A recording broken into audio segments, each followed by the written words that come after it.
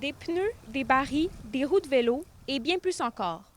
Au total, 223 kilos de déchets ont été retirés des abords et des eaux du lac Ossisco dimanche à Rouyn-Noranda.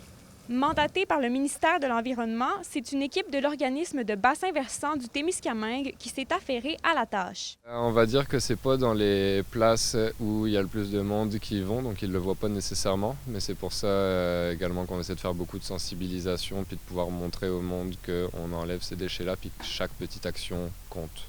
Mélanie Allé, du collectif Territoire, qui s'affaire réhabiliter à long terme le lac Ossisco, souligne que la majorité des déchets retrouvés sont récents, souvent âgés moins d'1 an.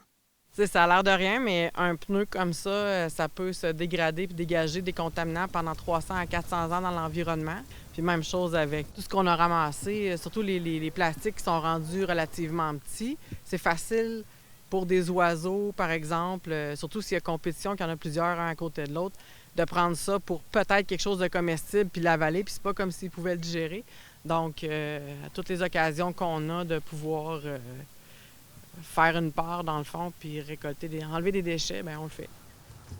Des bénévoles ont participé à la décontamination, une occasion idéale pour sensibiliser le public à l'état du lac. Oui, là, j'arrive du fond du lac. Là. Je trouve ça satisfaisant quand même. Ça a quand même bien été. On a quand même plusieurs kilos de résidus qui étaient là depuis très longtemps. Il y en a que ça fait peut-être moins longtemps qu'ils sont là, mais il y en a encore. Ça reste une tâche qui est très difficile parce qu'il y a beaucoup d'algues, il y a beaucoup de plantes aquatiques. Alors, on nage là-dedans, on s'accroche et c'est difficile de voir. En plongeant, c'est difficile de voir qu'est-ce qu'il y a au fond du lac. Fait qu'il faut peut-être reprendre l'activité au printemps avant que les plantes poussent. Élise Tessier, RNC Nouvelles, Rouyn-Noranda.